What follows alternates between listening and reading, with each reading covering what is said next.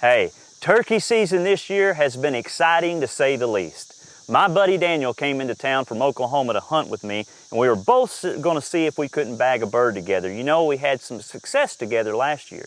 So we had everything ready for opening day. Well, that morning didn't really produce anything. We did hear a couple of gobblers off in the distance, but as soon as they flew down off the roost, they just kept gobbling, and they never reappeared anywhere that we were at that morning. So we decided to go check out a different piece of property during that afternoon.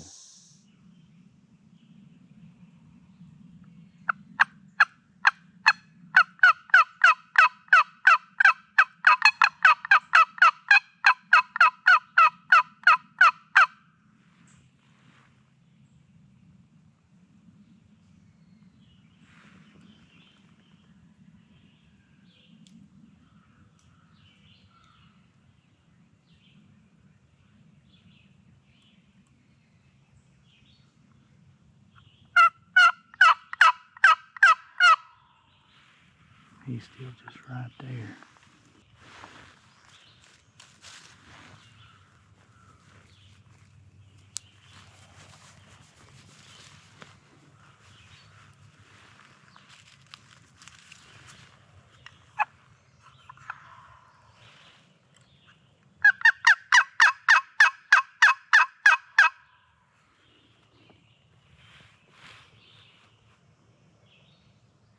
That could be that Jake.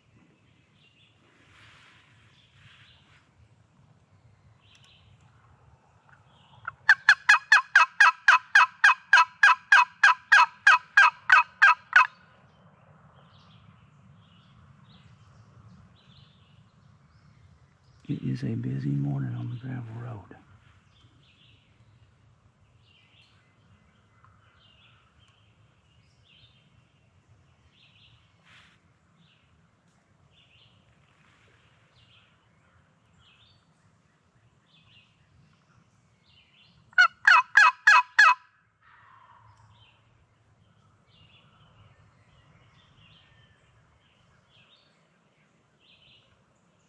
Come on across that fence, buddy.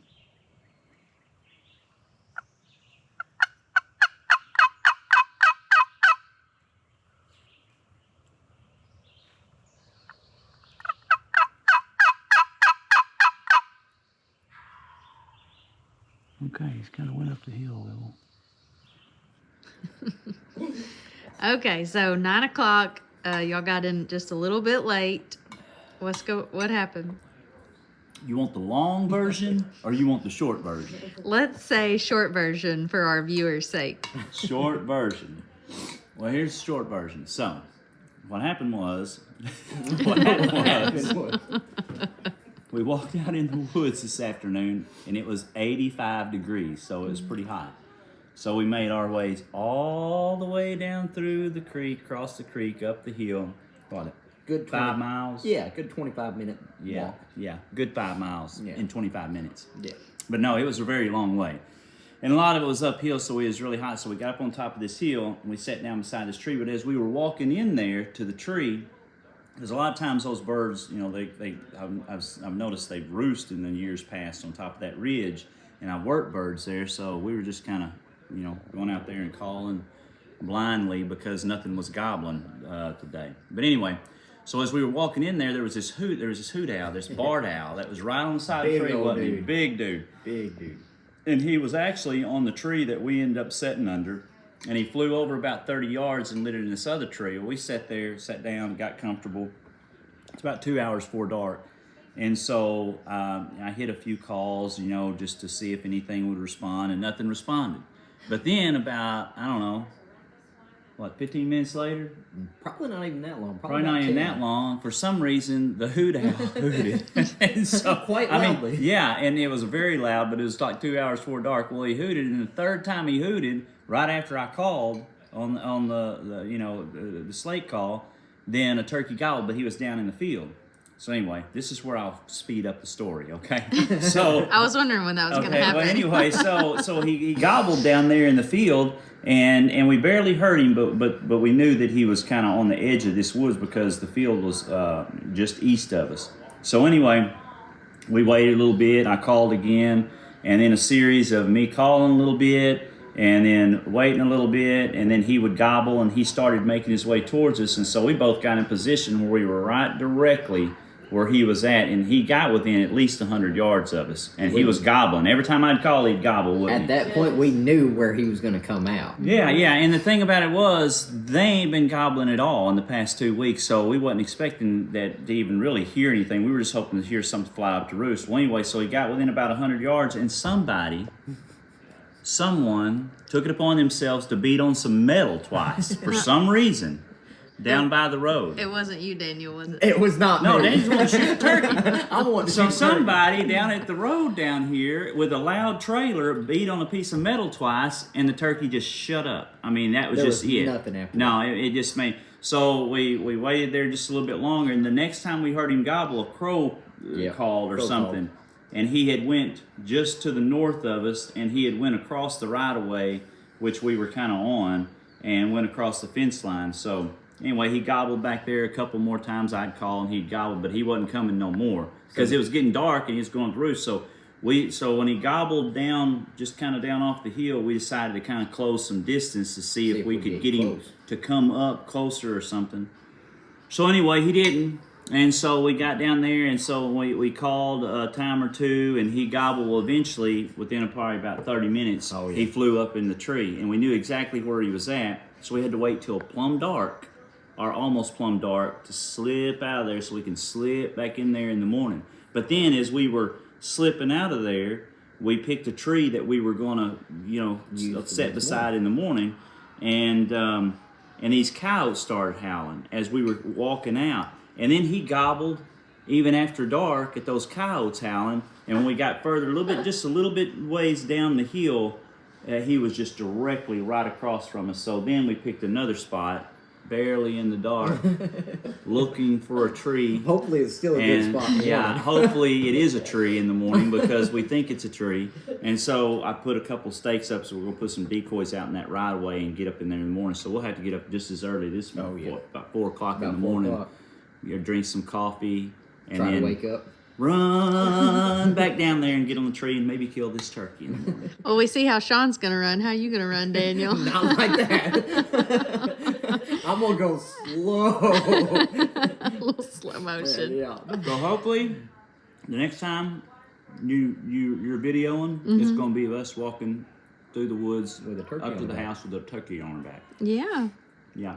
Oh, and then not only that, when we got up from the tree, it's probably a good thing because about 5 feet away, heading our direction, was about a 5-foot long snake. Daniel don't like snakes. Daniel hates snakes. Yeah.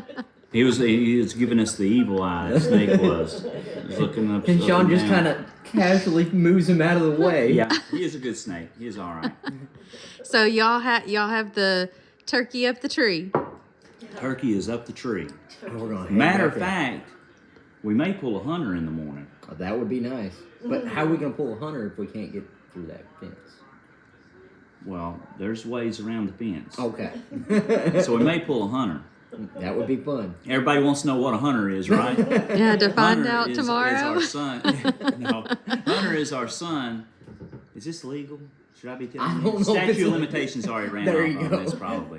But he likes to shoot them off the limb. Like right after daylight, he'll just take them right off the tree. So maybe we do that in the morning. Just Maybe. take all the guesswork plumb out of it. You know what I'm saying? Is he going to pitch down right there in front of us with the decoys or is he not? Why worry about it? Just cross the fence and go over and shoot him out of the tree. There you go. Let's It's follow really the not. rules. Let's follow the rules. We'll have to we look are that rule one up. followers. Yeah.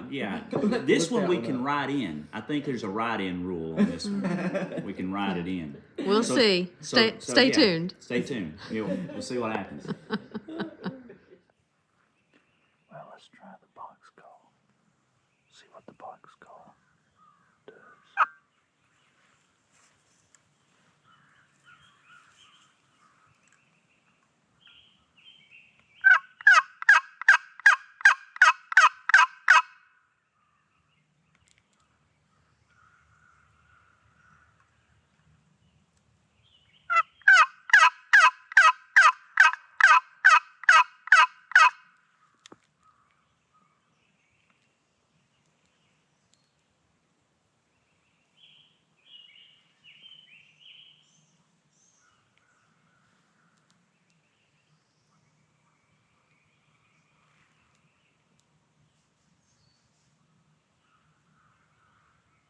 notice those jakes all the time.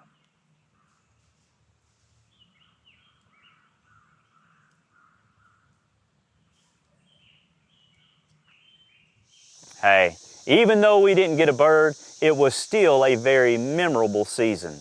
Lots of jakes out there, young gobblers this year, which should produce a very exciting season next year, full of opportunities, I'm hoping. You know, I'm getting excited just talking about it. I'm already ready for next turkey season. You know, especially since my wife sent me this video when she and my mom were headed to town just the other day.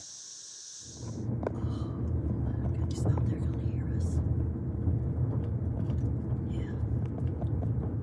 Yeah, we've got some time. Yeah. Yeah, we've got time. Yeah, that's a turkey. There he is. He's right there. She's behind him. Oh, Shaun won't believe this. Oh my goodness. Man, I'm pretty sure that one old gobbler is the one that I chased all turkey season. Glad to see he made it. You know, we've got some work to do on our property to improve the habitat for next turkey season, but I'm already looking forward to it. As followers of Christ, we have something we are looking forward to as well, don't we? We're waiting to hear that call, that trumpet sound, for the Lord to call us home to heaven. In 1 Thessalonians 4:17, it talks about the day that all believers who are alive here on earth will go home. It says, "Then we which are alive and remain shall be caught up together with them in the clouds to meet the Lord in the air, and so shall we ever be with the Lord." You know, heaven is our true home. It's the hope and assurance that all believers in Christ have. You know, while it's something that we do have to look forward to, we also have work to do until then. 1 Peter 3:15 tells us to always be ready to share that hope with others. Are you sharing the good news of Jesus Christ? Are you helping them learn to follow Him? LifeWord has created a new digital discipleship tool that's free to use, and it is awesome. Go to follow.lifeword.org to learn what it means to become a truly devoted follower of Christ. If you want to see more shows like this one, hey, just follow us on social media and click on the video link at lifeword.org. Now that turkey season's over, what do you say we go fishing?